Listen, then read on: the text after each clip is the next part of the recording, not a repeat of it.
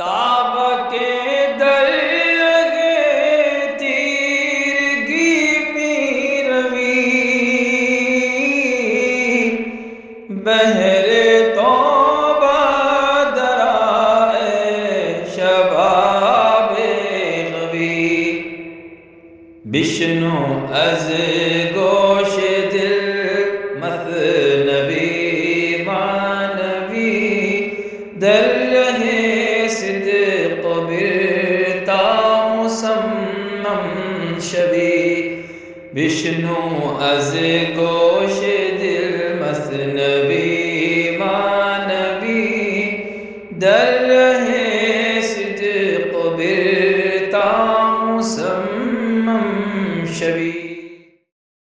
بسم اللہ الرحمن الرحیم، الحمدللہ رب العالمین والصلاة والسلام علی سیدنا مولانا محمد سید الاولین والآخرین وعلی آلہ واصحابہ اجمعین، اما بعد۔ گزشتہ کی ہماری جو گفتگو تھی اس میں جو بات رکی تھی وہ یہ کہ اللہ تعالیٰ جب کسی کو اپنا نور عطا فرماتا ہے تو عام لوگوں سے اس آدمی کی زندگی میں جو فرق آتا ہے اس کی اصلیت کیا ہے، اس کی حقیقت کیا ہے، یہ اللہ کا نور کس طرح سے کام کرتا ہے، اور پھر ان لوگوں کی زندگی دوسرے لوگوں کی زندگی سے کیسے مختلف ہوتی ہے۔ جو اللہ کے نور کے بغیر زندگی گزار رہے ہیں نا، ان کی زندگی کو دیکھیے، اور جو اللہ کے نور کے سائے میں زندگی گزار رہے ہیں ان لوگوں کی زندگی کو دیکھیے، دونوں کی زندگیوں میں نمایاں فرق آپ کو دکھائی دے گا۔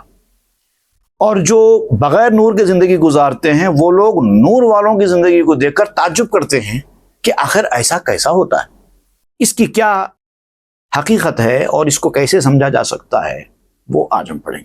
اور خاص طور سے حضور صلی اللہ علیہ وسلم کے اس ارشاد مبارک کے حوالے سے بھی آپ نے یہاں پر ذکر فرمایا ہے کہ حضور صلی اللہ علیہ وسلم اکثر فاقہ فرمایا کرتے تھے، کھانا نہیں کھاتے تھے، کئی کئی دن تک فاقے کرتے تھے، روزے رہتے تھے، روزانہ کے روزے رہتے تھے۔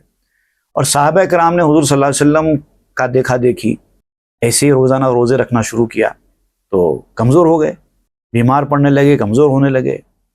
تو حضور نے ان کی کمزوری کی وجہ دریافت کی تو انہوں نے عرض کیا، یا رسول اللہ ہم لوگ روز روزہ رہتے ہیں اس لیے بیمار پڑ رہے ہیں۔ حضور نے فرمایا، روز روزہ رہنے کے لیے کس نے کہا ہے؟ تو یا رسول اللہ ہم آپ کو دیکھتے ہیں نا، آپ روز روزہ رہتے ہیں اس لیے ہم بھی رہ گئے۔ حضور نے فرمایا کہ نہیں، ہر معاملے میں اس طرح سے پیروی مت کرو، میرا معاملہ الگ ہے۔ ابھی تو عند ربی یطعمنی ویسقینی، میرا معاملہ یہ ہوتا ہے کہ میں اپنے خدا کے پاس رات گزارتا ہوں، وہ مجھے کھلاتا ہے پلاتا ہے۔ تو وہ جو بڑے نور والے ہیں ان سے چھوٹے نور والے مقابلہ نہیں کر سکتے، تو چھوٹے نور والوں سے بے نور والے کیسے مقابلہ کریں گے؟ مگر بھوک اتنی اہم چیز ہے کہ جس کے بارے میں کہا گیا ہے کہ الجوع طعام اللہ یحیی بہ ابدان الصدیقین، یعنی بھوک خدا کی غذا ہے، اور سو صدیقین کے درجے کے جو لوگ ہیں نا، بھوک سے ہی ان کو زندگی ملتی ہے، بھوک سے ہی ان کو طاقت آتی ہے۔ وہ لوگ اگر کھانا زیادہ کھائیں گے تو کمزور ہو جائیں گے۔ دنیا والوں کا معاملہ ایسا نہیں ہوتا، دنیا والے کیا ہے، کھانا کم کھائیں گے تو کمزور ہو جاتے ہیں، زیادہ کھائیں گے تو طاقتور رہتے ہیں۔ لیکن جو صدیقین کے درجے کے لوگ ہیں ان کا معاملہ الٹا ہوتا ہے، وہ کھانا کم کھائیں گے تو طاقتور رہتے ہیں، زیادہ کھائیں گے تو کمزور ہو جاتے ہیں۔ کیونکہ جب وہ کم کھاتے ہیں تو کہا گیا ہے کہ فی الجوع یصل طعام اللہ تعالی، بھوک میں ہی اللہ تعالیٰ کی غذا ان کے پیٹ پہ پہنچتی ہے۔ جب پیٹ بھرا ہوگا تو اللہ کے پاس سے غذا کہاں سے پہنچے گی؟ خالی پیٹ میں اللہ کے پاس سے غذا پہنچتی ہے، اور اللہ کے پاس سے پہنچنے والی غذا زیادہ طاقت دے گی یا دنیا کی غذا زیادہ طاقت دے گی؟ اس کے حوالے سے دیکھیے آپ بیان کر رہے ہیں، عدل قسامست قسمت کردنیست، ای عجب کے جبر نئے و ظلم نیست۔ یہ جو تقسیم ہے الگ الگ کیٹیگری کے بندے، اس لیول کے بندے، اس لیول کے بندے، یہ آدمی یہ نہیں کر سکتا، وہ آدمی وہ نہیں کر سکتا۔ جو بے نور والا ہے نور والوں کی اتباع کرے گا تو پریشانی ہو جائے گی اس معاملے میں، اور جو نور والے ہیں وہ بے نور والوں کے طریقہ نہیں چل سکتے۔ تو یہ ایسا کیوں ہے؟ آپ کہتے ہیں کہ یہ قسمت کی تقسیم ہے، کون کیا کر سکتا ہے؟ یہ تقسیم کرنے والے کا انصاف ہے، اس کی تقسیم ہے۔ دیتے ہیں بادہ ظرف قدحقار دیکھ کر، مرزا غالب کا ایک مصرع ہے، کون کتنا پچا سکتا ہے اس کے حساب سے اتنا ہی اس کو پلایا جاتا ہے. تو جس کی کیپیسٹی بہت زیادہ ہوتی ہے اس کو زیادہ پلایا جاتا ہے، جس کی کیپیسٹی کم ہے اس کو کم پلایا جاتا ہے. تو اللہ تعالیٰ نے جب انسانوں کو بنایا تو اس کی کیپیسٹی کے حساب سے ان کو یہ مرتبے دیے، یہ نور عطا کیا. مگر اس میں عجب کے جبر نہیں وہ ظلم نہیں، لیکن اس کے اندر کسی قسم کا اللہ تعالیٰ کی جانب سے کوئی جبر یا کوئی زبردستی یا ظلم نہیں ہے. یہ اپنی اپنی کیپیسٹی کے حساب سے ہے. کسی کو کم جو کسی کو زیادہ جو دیا جا رہا ہے نور کا حصہ، یہ اس کی کیپیسٹی کے مطابق ہے. جبر بودے کہ پشیمانی بودے، ظلم بودے کہ نگہبانی بودے. آپ سمجھتے ہیں کہ اگر اللہ تعالیٰ نے جبر سے یا زبردستی سے زیادتی سے اگر یہ فیصلے کر دیے، آپ بھی جبر کی وجہ سے غلط راستے پر چلے گئے ہیں، آپ سمجھتے ہیں کہ بھئی اس میں ہمارا تو کچھ ہاتھ نہیں تھا، قسمت نے ہم کو غلط راستے پر لاد دیا. اگر آپ ایسا سمجھتے ہیں تو پھر آپ کو اپنے غلط کاموں پر، بدعمالیوں پر کبھی شرمندگی نہیں ہونا چاہیے، توبہ نہیں کرنا چاہیے. پھر جب آپ کے ہاتھ میں تھا ہی نہیں تو پھر توبہ کس بات کی؟ آپ توبہ کر رہے ہیں، شرمندگی کا اظہار کر رہے ہیں، تو اس کا مطلب یہ ہے کہ آپ پر زبردستی نہیں کی گئی. ظلم بودے کہ نگہبانی بودے. اگر اللہ تعالیٰ کو آپ کے اوپر ظلم کرنا ہی ہوتا تو پھر اللہ تعالیٰ آپ کی اب تک نگہبانی ہی کیوں کرتا؟ آپ کو پیدا کر کے، آپ کی ایک ایک چیز کا خیال کر کے، آپ کو کھلایا پلایا، صحت مند رکھا، ایک ایک چیز ضرورت پوری کرتا چلا جا رہا ہے، حفاظت کر رہا ہے آپ کی. کئی ایسے مواقع آپ کی زندگی میں آئے کہ آپ اپنی حفاظت خود نہیں کر سکتے تھے، اللہ تعالیٰ نے کی. اگر ظلم کرنا ہی مقصود ہوتا تو اللہ تعالیٰ یہ کیوں کرتا؟ تو اس طرح سے نہیں سوچنا چاہیے. روز آخر شد سبق فردا بوت، راز مارا روز کہ گنجا بوت. اب یہ ایک ایسا موضوع ہے، شام ہو گئی ہے، باقی کا سبق ہم کل کریں گے، کیونکہ ہمارے جو راز ہیں، راز مارا روز کہ گنجا بوت، ایک دن میں ہمارے پورے راز بیان نہیں ہو سکتے. اسی لیے مولانا روم اب یہاں پر یہ تذکرہ کرتے ہوئے اس دن جس دن آپ نے یہ کلام لکھا اس دن کے بعد اس کو روک دیا، کہیں کہ باقی کی گفتگو کل کریں گے. لیکن چونکہ ہم نے آج ہی شروع کیا ہے اس لیے ہم آج ہی جاری کریں گے. حاصل آ کے در دخول و در ایاب در نگر واللہ اعلم بالصواب. مختصر بات یہ ہے، اس کا خلاصہ یہ ہے کہ ان شارٹ اگر ہم کہیں تو تم کدھر جا رہے ہو، تمہارے آنے جانے میں اچھی طرح غور کرو. کن لوگوں کے ساتھ اٹھ رہے بیٹھ رہے ہو، کہاں جا رہے ہو، کہاں تمہارا دل لگ رہا ہے، کیسوں کی صحبت تم کو پسند آ رہی ہے. یہ سب چیزیں غور کر کے وہ حساب سے فیصلہ کرو. تم کو جانا کہاں ہے، حشر کے دن کس کے ساتھ رہنا پسند کرتے ہو، وہ حساب سے پھر فیصلہ کرو. کس کی صحبت اختیار کرنا چاہتے ہو، کس سے محبت رکھنا چاہتے ہو، وہ حساب سے فیصلہ کرو. واللہ اعلم بالصواب. اور حقیقت تو اللہ تعالیٰ بہتر جانتا ہے. اب یہاں پر آپ آگے بڑھتے ہوئے دنیا سے دھوکہ کھانے والے، دنیا سے یا دنیا داروں سے، جو لوگ دنیا میں دھوکہ کھا چکے ہیں ان لوگوں سے، اور پھر جو نفس کے قیدی ہیں، اپنے نفس کی بات سن کر زندگی گزارتے ہیں، نفس کی پیروکاری کرتے ہیں، ان لوگوں سے خطاب کر رہے ہیں. اے بکردہ اعتماد واسقے، بردمو بر چاپلو سے فاسقے.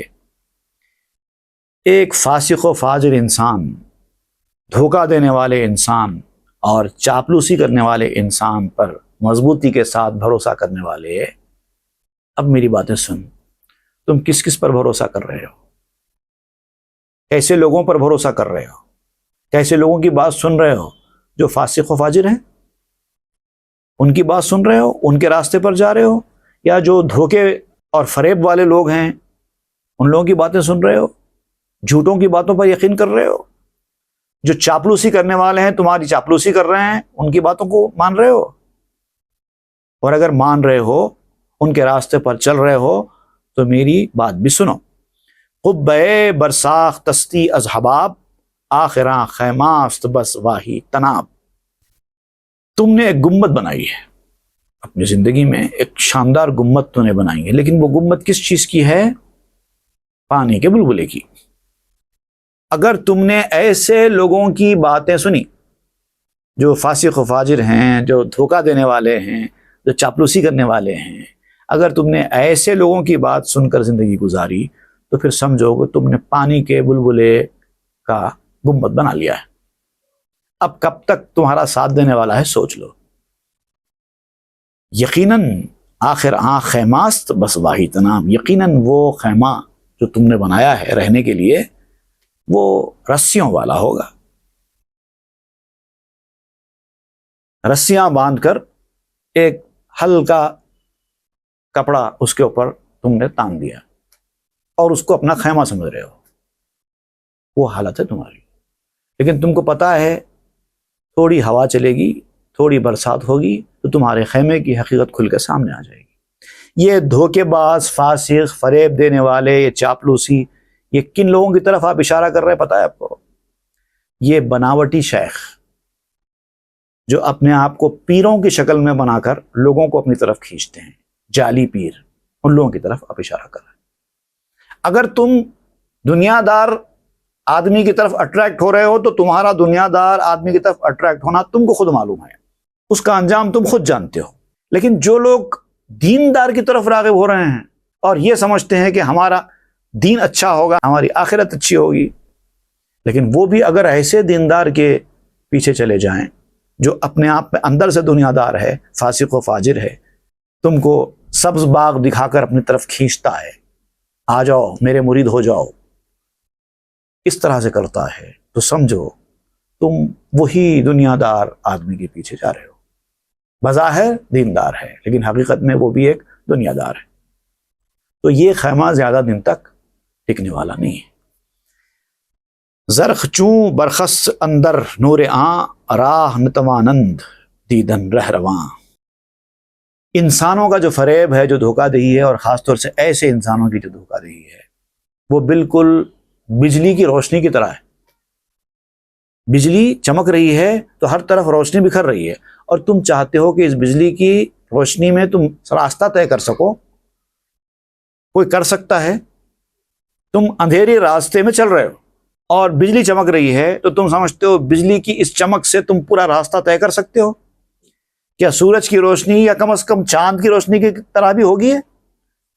ایک سیکنڈ کے لیے آتی ہے اور چلی جاتی ہے، راستہ دکھائے گی؟ یہ بجلی کی چمک ہے، یہ تمہیں راستہ کبھی نہیں دکھائے گی. کوئی بھی بجلی کی چمک میں راستہ طے نہیں کر سکتے. ای جہانو اہل او بے حاصلند، ہر دو اندر بے وفائی ایک دلند.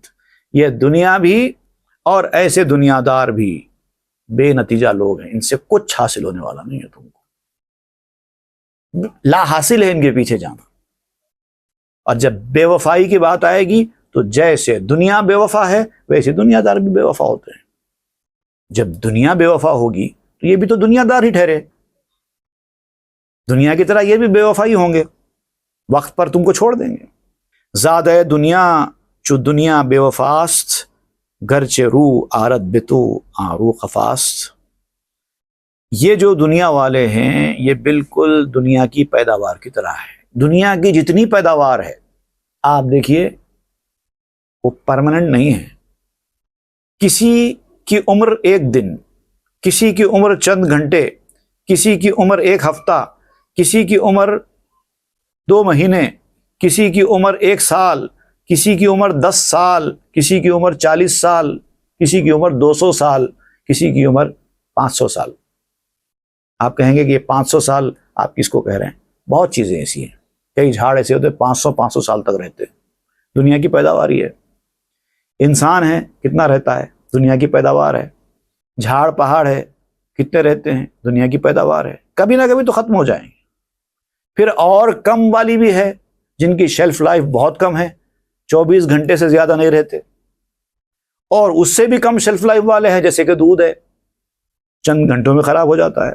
دہی ہے، چند گھنٹوں میں خراب ہو جاتا ہے. تو اس طرح سے ہر ایک کی شیلف لائف الگ الگ ضرور ہے، لیکن بہرحال سب کے سب دنیا کی پیداوار ہے اور بے وفا ہے. اگرچہ کہ وہ تمہاری طرف رخ کرے، تم کو پسند آئے، اگرچہ کہ وہ تمہارے لیے کام کی ثابت ہو، لیکن وہ کام کا ان کا ثابت ہونا بھی ٹیمپرری ہے، بے وفائی پر مبنی ہے. اہل عالم چو عالم زبر، تا ابد در عہد و پیما مستمر. لیکن وہ جہاں والے جو ہیں نا، اس جہان کے لوگ، تو وہ بھی اس جہان کی طرح ہی ہمیشہ کے لیے اپنے وعدے کے پابند اور وفادار ہوتے ہیں۔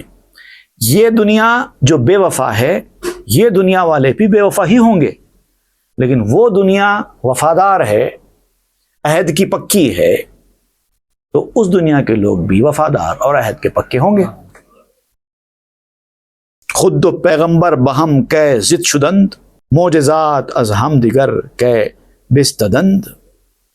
کبھی آپ نے سنا تاریخ کی کتابوں میں کہ دو پیغمبر آپس میں مخالف رہے؟ نہ دو پیغمبر آپس کے مخالف ہوتے ہیں، نہ دو ولی آپس کے مخالف ہوتے ہیں۔ مخالفت تبھی آتی ہے جب ضد پیدا ہو۔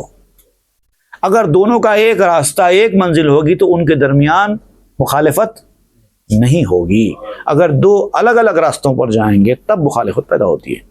تو اسی لیے آپ پوری انبیاء کرام کی تاریخ دیکھیے، کسی دو نبیوں کے درمیان بھی آپ نے کبھی مخالفت نہیں دیکھی، اور انہوں نے کبھی ایک دوسرے کے راستے میں ٹانگ نہیں اڑائے، ایک دوسروں کے معجزے نہیں چھینے، ایک دوسروں کی بے عزتی نہیں کی، ایک دوسرے کو گرایا نہیں، بلکہ ہر آنے والا نبی گزرے ہوئے نبی کی تصدیق ہی کرتا رہا۔ کہ شوت پجمردہ میوہ آ جہاں، شادی عقبہ نگردت اندہاں۔ وہ جو عالم ہے نا، وہ عالم ایسا عالم ہے کہ اس کا پھل کبھی خراب نہیں ہوتا۔ یہ سارے پھل، سارے پھول، سارے پتے، ساری غذائیں، سارے اجناس جو اس دنیا کے ہیں وہ خراب ہونے والے ہیں۔ اس دنیا کی کوئی چیز خراب نہیں ہوتی۔ اسی طریقے سے خوشی اور غم کا معاملہ بھی ہے۔ اس دنیا میں جو خوشی آپ کو حاصل ہوتی ہے وہ بھی ٹیمپرری ہے، ایک وقت کے بعد وہ خوشی ختم ہو جاتی ہے۔ پھر اس دنیا میں جو غم آپ کو ہوتا ہے وہ بھی ٹیمپرری ہے۔ اس دنیا میں آرام ملتا ہے وہ بھی عارضی ہے۔ اس دنیا میں جو تکلیف ملتی ہے وہ بھی عارضی ہے۔ سب عارضی ہے دنیا میں، لیکن اس دنیا کا معاملہ ایسا نہیں ہے۔ خوشی بھی مستقل ہوگی، غم بھی مستقل ہوگا، پھل بھی مستقل ہوں گے، پھول بھی مستقل ہوگا، کیونکہ وہ زندگی ہی مستقل ہے۔ نفس بے عہدست زاں رو کش تنیس، او دنی و قبلہ گاہ او دنیست۔ یہ جو نفس ہے جو اس دنیا سے بنا ہے، انسان کا جو نفس ہے جس کے پیچھے نہ جانے کی بار بار تاکید کی جاتی ہے، کہتے ہیں کہ وہ نفس چونکہ اس بے وفا دنیا کا ہے، لہذا وہ نفس بھی بے وفا ہی ہے۔ اسی لیے اس کو مارنے کے لیے کہا گیا ہے، قابل گردن زدنی ہے، اس کی گردن اڑا دینا چاہیے، مار دینا چاہیے اس کو۔ او دنی، وہ بہت چھوٹا ہے، کمینہ ہے۔ انسان کا جو نفس ہے وہ نفس انتہائی گھٹیا چیز ہے۔ قبلہ گاہ ہے او دنیست، اور اس کی جو قبلہ گاہ ہے، اس کا جو امام ہے، اس کا جو سرپرست ہے، وہ بھی گھٹیا ہے، شیطان کے اشاروں پر چلتی ہے نا، تو اس کا جو امام ہے وہ بھی شیطان ہے، وہ بھی گھٹیا ہے۔ نفس ہارا لائق ہستی انجمن، مردارا در خور بوت گورو کفن۔ اور چونکہ دنیا ایک خراب مقام ہے، اچھا مقام دنیا نہیں ہے، تو اسی لیے نفسوں کو اس دنیا میں رکھا گیا ہے۔ گھٹیا چیز کو گھٹیا مقام پر ہی رکھیں۔ نفس جنت میں نہیں ہوں گے، نفس جو ہے وہ جنت میں نہیں ہوگا، نفس یہاں کا ہے، یہیں رہے گا، گھٹیا چیز گھٹیا مقام پر ہی رہے گی۔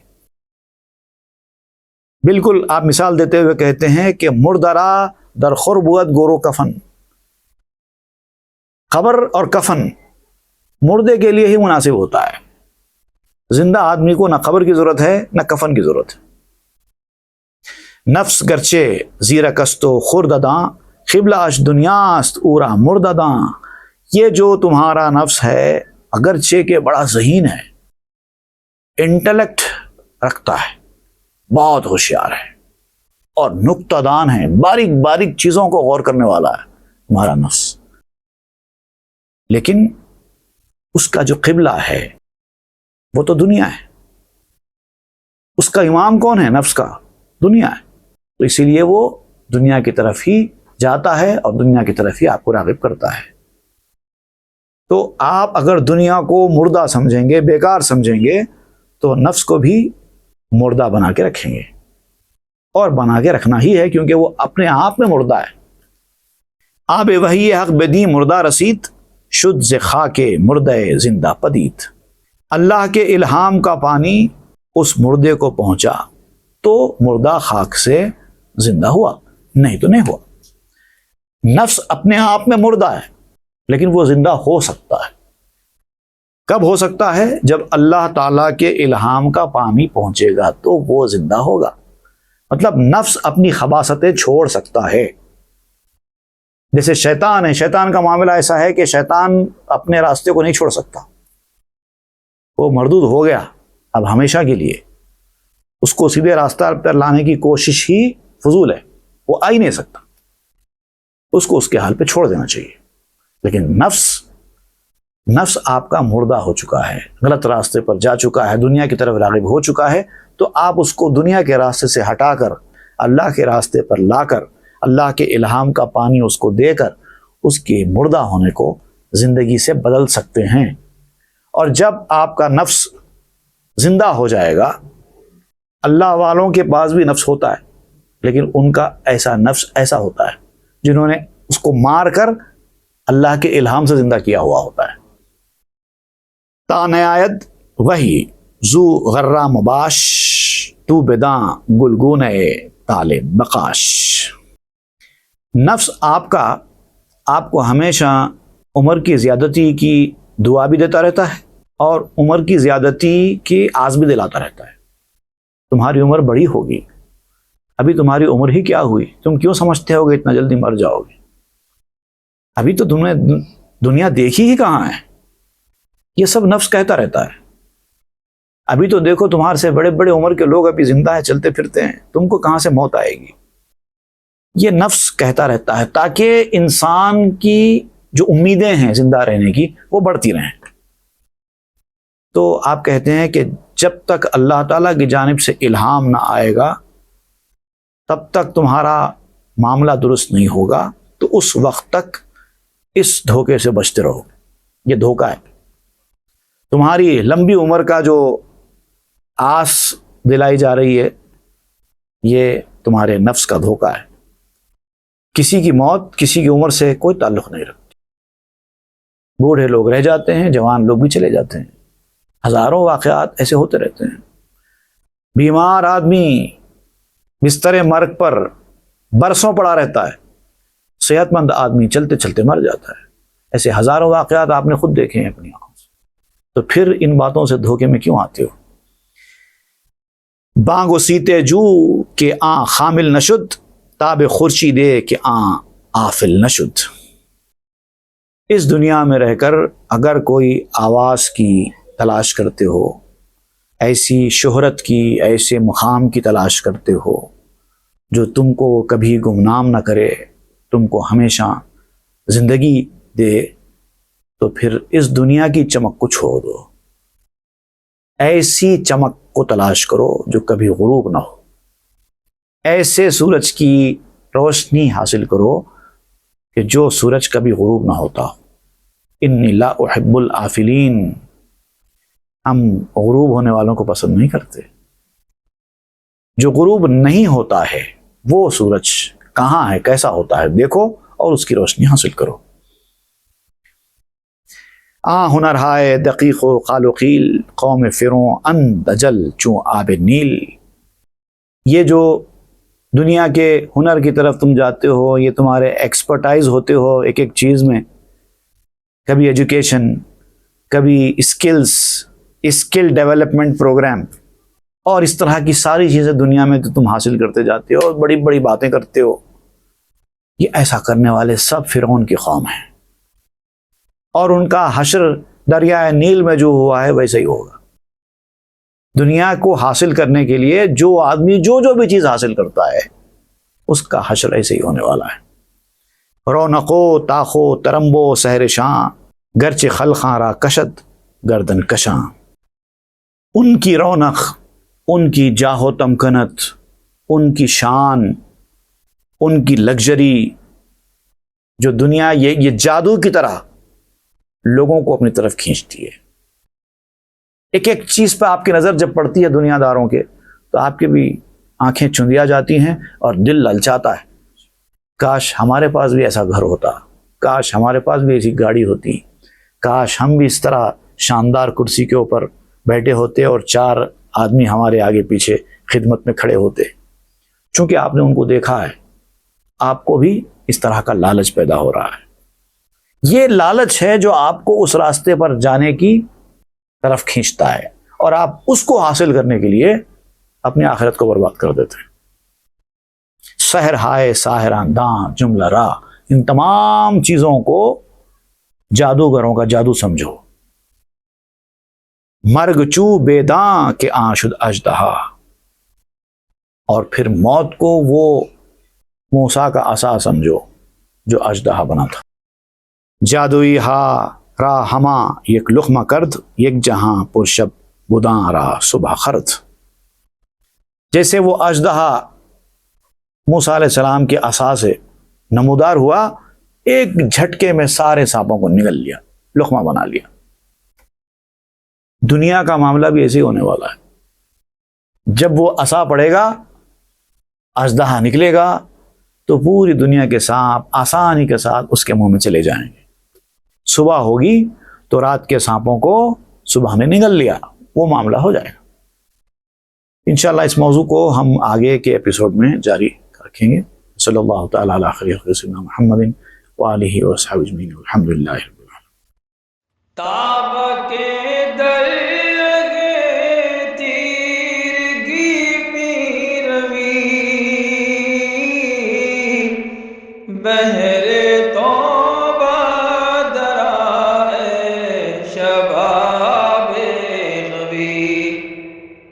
بشنو از گوش دل مثنوی معنوی، در رہے صدق برتا مسمم شوی.